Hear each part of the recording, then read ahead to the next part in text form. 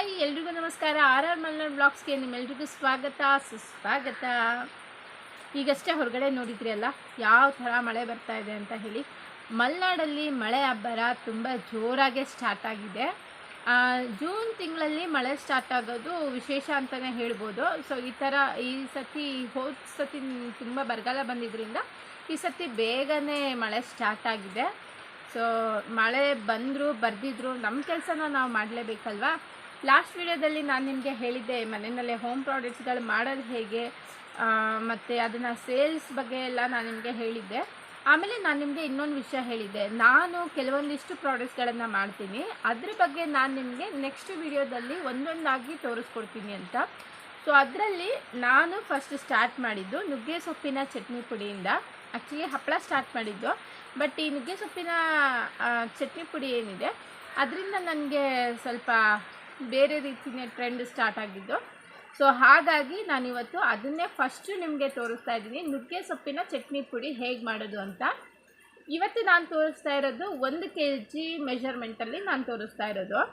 ನೀವು ಮನೆಯಲ್ಲಿ ಮಾಡ್ಕೊಳ್ಳೋದಾದರೆ 1 kg ಜಾಸ್ತಿ ಆಗುತ್ತೆ ಅಂತ ಅಂದರೆ ಕಡಿಮೆ ಮಾಡ್ಕೊಳ್ಳಿ. ನೀವು ಆ್ಯಕ್ಚುಲಿ ಅಪ್ರಾಕ್ಸಿಮೇಟ್ಲಿ 1.25 kg ಆಗುತ್ತೆ.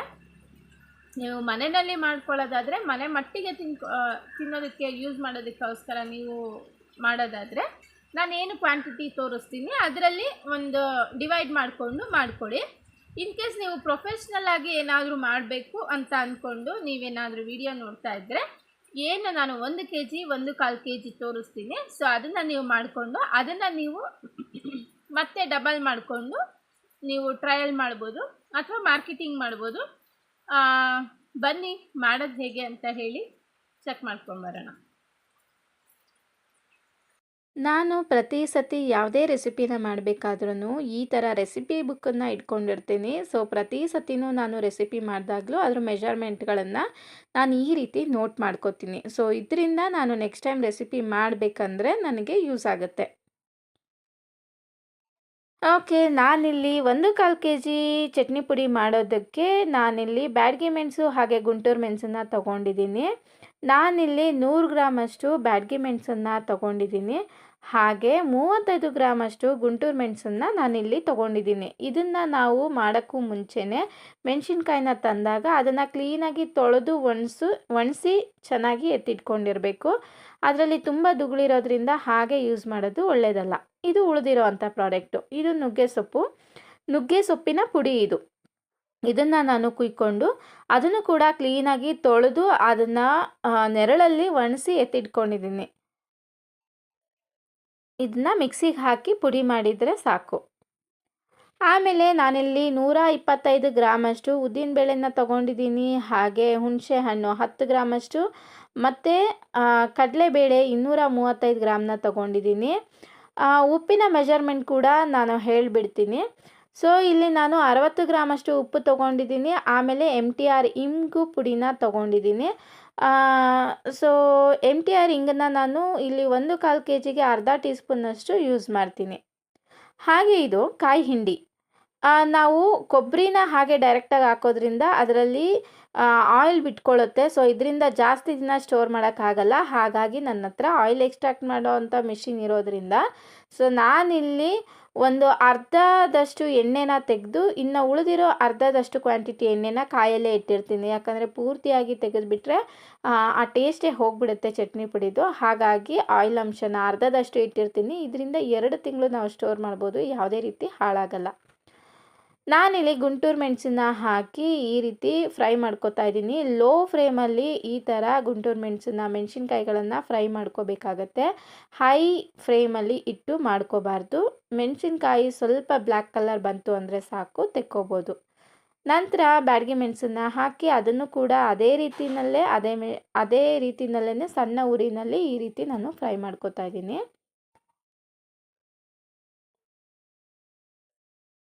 ಆದಷ್ಟು ಸಣ್ಣ ಉರಿ ಇರಲಿ. ಮತ್ತು ಇದನ್ನೆಲ್ಲ ಮಾಡಬೇಕಂದ್ರೆ ಸಾಕಷ್ಟು ತಾಳ್ಮೆ ಇರಬೇಕು. ಗಡಿಬಿಡಿನಲ್ಲಿ ಮಾಡಿದರೆ ಅಷ್ಟು ಟೇಸ್ಟ್ ಬರೋದಿಲ್ಲ. ಸೊ ನೀವು ಮನೆ ಮಟ್ಟಿಗೆ ಮಾಡ್ಕೊಳ್ಳೋದಾದರೆ ಕೊಬ್ಬರಿನ ಆಯಿಲೆಲ್ಲ ತೆಗಿಲಿಕ್ಕಾಗೋದಿಲ್ಲ. ಸೊ ಡೈರೆಕ್ಟ್ ಕೊಬ್ಬರಿನ ತುರಿದು ಒಂದು ಸ್ವಲ್ಪ ಬಿಸಿ ಮಾಡಿಕೊಂಡು ಎಷ್ಟು ಬೇಕೋ ಅಷ್ಟನ್ನು ಮಾತ್ರ ನೀವು, ಅಂದರೆ ಒಂದು ವಾರ 15 ದಿನ, ಒಂದು ವಾರ 10 ದಿನ ಬರೋ ಹಾಗೆ ಮಾತ್ರ ನೀವು ಚಟ್ನಿ ಪುಡಿನ ಮಾಡ್ಕೊಳ್ಳಿ. ಇಲ್ಲ ಅಂತ ಅಂದರೆ ಅದು ಎಣ್ಣೆ ವಾಸನೆ ಬಂದುಬಿಡುತ್ತೆ ಕೊಬ್ಬರಿ. ಸೊ ಹೆಚ್ಚು ದಿನ ಸ್ಟೋರ್ ಮಾಡೋಕ್ಕಾಗಲ್ಲ. ಹಾಗಾಗಿ ಮನೆ ಮಟ್ಟಿಗೆ ಮಾಡಬೇಕಂದ್ರೆ ನಿಮಗೆ ಒಂದು 10 ದಿನದ ಒಳಗಡೆ ಬರೋ ಥರ ನೀವು ಮಾಡ್ಕೊಳ್ಳೋದು ಒಳ್ಳೆಯದು. ಆಮೇಲೆ ಕಡಲೆಬೇಳೆನ ಹಾಕ್ತಾಯಿದ್ದೀನಿ, 235 ಗ್ರಾಮಷ್ಟು. ನಾನು ಕಡಲೆಬೇಳೆನ ಹಾಕಿ ಇದನ್ನು ಕೂಡ ಸಣ್ಣ ಉರಿನಲ್ಲಿ ಎಲ್ಲದನ್ನು ನೀವು ಆದಷ್ಟು ಕಡಿಮೆ ಉರಿ ಇಟ್ಕೊಂಡು ನೀವು ಫ್ರೈ ಮಾಡ್ಕೋಬೇಕಾಗತ್ತೆ. ಇದು ಒಂದು ಅರ್ಧದಷ್ಟು ಫ್ರೈ ಆದಮೇಲೆ ನಾನು ಇದಕ್ಕೆ ಉದ್ದಿನಬೇಳೆ ಸಮೇತ ಆ್ಯಡ್ ಮಾಡ್ಕೋತಾ ಇದ್ದೀನಿ. 125 ಗ್ರಾಮಷ್ಟು ಉದ್ದಿನಬೇಳೆನ ತೊಗೊಂಡಿದ್ದೆ. ಸೊ ಅದನ್ನು ಕೂಡ ಇದಕ್ಕೆ ಹಾಕಿ ಫ್ರೈ ಮಾಡ್ತಾ ಇದ್ದೀನಿ. ಇದು ಕೂಡ ಅರ್ಧ ಫ್ರೈ ಆದಮೇಲೆ ಇದಕ್ಕೆ ನಾನು ಹುಣಸೆಹಣ್ಣು ಹಾಕ್ಕೋತಾ ಇದ್ದೀನಿ. 10 ಗ್ರಾಮಷ್ಟು ಹುಣಸೆಹಣ್ಣ ಹಾಕಿ ಇದರಲ್ಲೇ ನಾನು ಫ್ರೈ ಮಾಡ್ಕೋತಾ ಇದ್ದೀನಿ. ಹುಣಸೆಹಣ್ಣು ಕೂಡ ನೀವು ಫ್ರೈ ಮಾಡ್ಕೊಳ್ಳೋದ್ರಿಂದ ಅದರಲ್ಲಿ ನೀರಿನ ಅಂಶ ಏನಾದರೂ ಇತ್ತು ಅಂದರೆ ಹೋಗಿ ಅದು ಸ್ವಲ್ಪ ಡ್ರೈ ಆಗುತ್ತೆ. ಅದು ಪುಡಿ ಮಾಡಬೇಕಂದ್ರೆ ಚೆನ್ನಾಗಿ ಪುಡಿ ಆಗುತ್ತೆ. ಹಾಗಾಗಿ ನಾನು ಎಲ್ಲ ಫ್ರೈ ಮಾಡ್ಕೋತಾ ಇರೋದು. ಸೊ ಇದೆಲ್ಲ ಆದಮೇಲೆ ನಾನು ಒಂದು ಪಾತ್ರೆಗೆ ಇದನ್ನೆಲ್ಲ ತೆಕ್ಕೋತಾ ಇದ್ದೀನಿ, ತೆಗೆದು ತಣಿಯಕ್ಕೆ ಇಟ್ಕೋತಾ ಇದ್ದೀನಿ.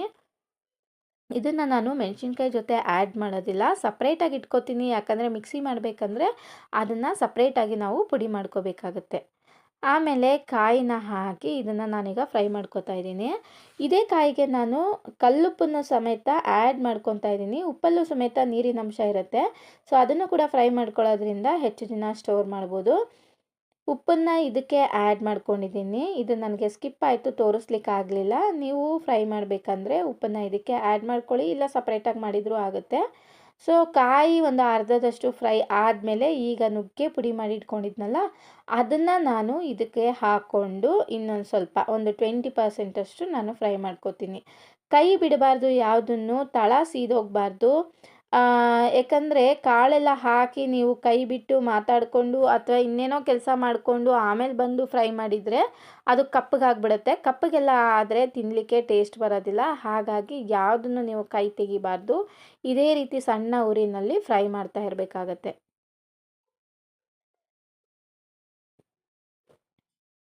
ಆಮೇಲೆ ನೀವು ಇದಕ್ಕೇನೆ ಇಂಗನ್ನ ಕೂಡ ಆ್ಯಡ್ ಮಾಡ್ಕೋಬೋದು. ನಾನು ಅದು ಕೂಡ ನನಗೆ ಇಲ್ಲಿ ಉಪ್ಪು ಮತ್ತು ಇಂಗು ಎರಡೂ ಸ್ಕಿಪ್ ಆಗಿದೆ. ಇಂಗು ಕೂಡ ಅರ್ಧ ಟೇಬಲ್ ಸ್ಪೂನ್ನಷ್ಟು ತೊಗೊಂಡಿದ್ದೆ ಅಲ್ವಾ, ಸೊ ಅದನ್ನು ಕೂಡ ನಾನು ಇದಕ್ಕೆ ಆ್ಯಡ್ ಮಾಡಿಕೊಂಡು ಫ್ರೈ ಮಾಡ್ಕೊಂಡಿದ್ದೀನಿ. ಸೊ ಇದೆಲ್ಲ ಆದಮೇಲೆ ಇದನ್ನು ತೆಗೆದಿಟ್ಕೊಳ್ಳಿ. ಆಮೇಲೆ ಇದನ್ನು ಕಡಲೆಬೇಳೆ, ಉದ್ದಿನಬೇಳೆ, ಹುಣಸೆಹಣ್ಣು ಹೇಳಿದ್ನಲ್ಲ ಅದು ಸಪ್ರೇಟಾಗಿ ನಾನು ಪೌಡ್ರ್ ಮಾಡ್ಕೋತಾ ಇದ್ದೀನಿ. ಓಕೆ, ಅದನ್ನು ಕೂಡ ನಾನು ಸಪ್ರೇಟಾಗಿ ಮಾಡಿಕೊಂಡೆ. ಹಾಗೆ ಮೆಣಸಿನ್ಕಾಯಿ, ಕಾಯಿ ಎಲ್ಲ ಸಪ್ರೇಟಾಗಿ ಪೌಡ್ರು ಮಾಡಿಕೊಂಡು ಎಲ್ಲನೂ ಇದಕ್ಕೆ ಹಾಕಿ ಮಿಕ್ಸ್ ಮಾಡಿದ್ದೀನಿ. ನೋಡ್ತಾ ಇರ್ಬೋದು ನೀವು ಯಾವ ರೀತಿ ಆಗಿದೆ ಅಂತ ಹೇಳಿ. ಕೊಬ್ಬರಿ ಹಾಕಿರೋದ್ರಿಂದ ಇದು ಫೈನ್ ಪೌಡ್ರ್ ಆಗಲ್ಲ, ಇದೇ ರೀತಿ ಸ್ವಲ್ಪ ತರಿ ಇರುತ್ತೆ. ಸೊ ಇದನ್ನು ನೀವು ಮಾಮೂಲಿ ಶೇಂಗಾ ಚಟ್ನಿ ಪುಡಿ ಎಲ್ಲ ಯಾವ ರೀತಿ ಯೂಸ್ ಮಾಡ್ತೀರಾ ಅದೇ ರೀತಿಯೇ ಮೊಸರು ಹಾಕ್ಕೊಂಡು ರೊಟ್ಟಿ, ಚಪಾತಿ, ಇಡ್ಲಿ ಯಾವುದಕ್ಕಾದರೂ ನೀವು ಊಟ ಮಾಡ್ಬೋದು, ಸೇವಿಸ್ಬೋದು.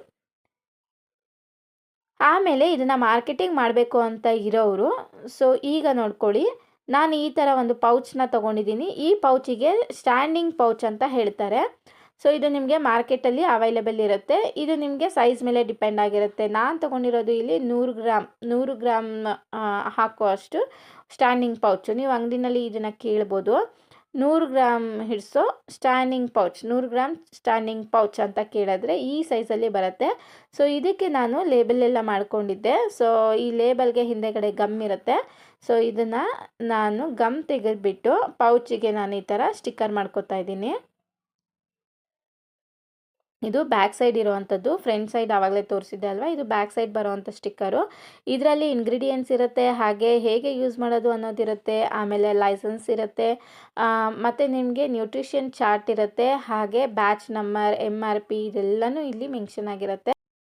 ಈ ರೀತಿ ಎಲ್ಲ ಡೀಟೇಲ್ಸ್ಗಳನ್ನು ಇಲ್ಲಿ ಅಪ್ಡೇಟ್ ಮಾಡೋದು ತುಂಬ ಇಂಪಾರ್ಟೆಂಟ್ ಆಗಿರುತ್ತೆ. ಓಕೆ, ನನ್ನ ಮಗಳು ಇಲ್ಲಿ ನಾನು ಚಟ್ನಿ ಪುಡಿ ಮಾಡ್ತಾ ಇದ್ದೆ. ಸೊ ಆ ಟೈಮಲ್ಲಿ ನನ್ನ ಮಗಳಿಗೆ ಈ ಪ್ರಾಡಕ್ಟ್ಗಳನ್ನು ಯೂಸ್ ಮಾಡೋದು ಅಂದರೆ ತುಂಬ ಇಷ್ಟ. ನೀವು ನೋಡ್ತಾ ಇರ್ಬೋದು ಅವಳು ಯಾವ ರೀತಿ ಕೇಳಿ ಹಾಕಿಸ್ಕೊತಾ ಇದ್ದಾಳೆ ಅಂತ.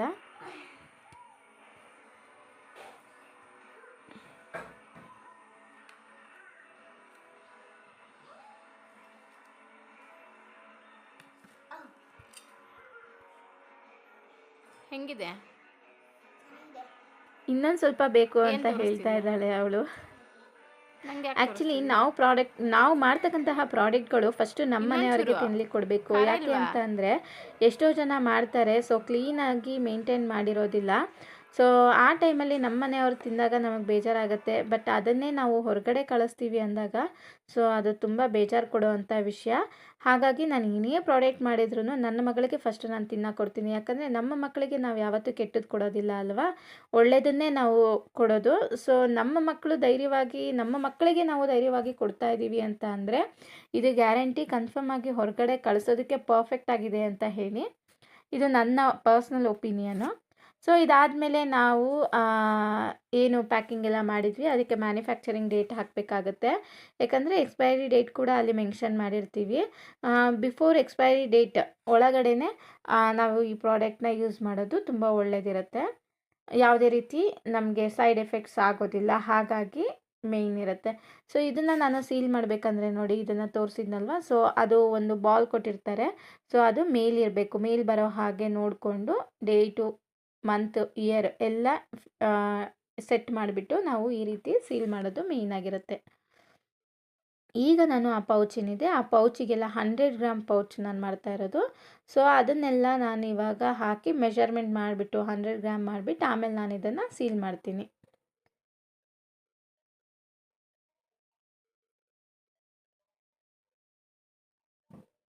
ನೋಡಿದ್ರಲ್ಲ, ಸೊ ಇಲ್ಲಿ ಒಂದು ಮಾರ್ಕ್ ಇರುತ್ತೆ.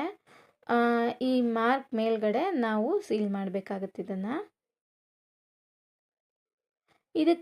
ಇದೆಲ್ಲ ಮಾಡೋದಕ್ಕೆ ನೀವು ಹೆಚ್ಚಿಗೆ ಬಂಡವಾಳ ಹಾಕಬೇಕಾದಂಥ ಅವಶ್ಯಕತೆ ಇರೋದಿಲ್ಲ. ಆರಾಮಾಗಿ ನೀವು ಇದನ್ನು ಸೇಲ್ ಮಾಡ್ಕೋಬೋದು. ನಾನಿಲ್ಲಿ MRP 55 ರುಪೀಸ್ಗೆ ಕೊಡ್ತಾ ಇದ್ದೀನಿ. ಹೊರಗಡೆ ನಾನು ಕೊಡೋದಾದರೆ 15% ಮಾರ್ಜಿನಲ್ಲಿ ನಾನು ಇದನ್ನು ಕೊಡ್ತೀನಿ. ಸೊ ಇಲ್ಲಿಗೆ ನಮ್ಮ ಚಟ್ನಿ ಪುಡಿ ರೆಡಿ ಆಗಿದೆ. ನೀವು ಮನೆಯಲ್ಲಾದರೂ ಮಾಡ್ಕೊಳ್ಳಿ ಅಥವಾ ಮಾರ್ಕೆಟಿಂಗ್ ಆದರೂ ಮಾಡ್ಬೋದು. ಖಂಡಿತವಾಗ್ಲೂ ಒಮ್ಮೆ ಟ್ರೈ ಮಾಡಿ ಹೇಗಿದೆ ಅಂತ ಹೇಳಿ ನನಗೆ ಕಮೆಂಟ್ ಸೆಕ್ಷನ್ನಲ್ಲಿ ಮೆನ್ಷನ್ ಮಾಡಿ. ಟಾಟಾ, ಬಾಯ್, ಟೇಕ್ ಕೇರ್.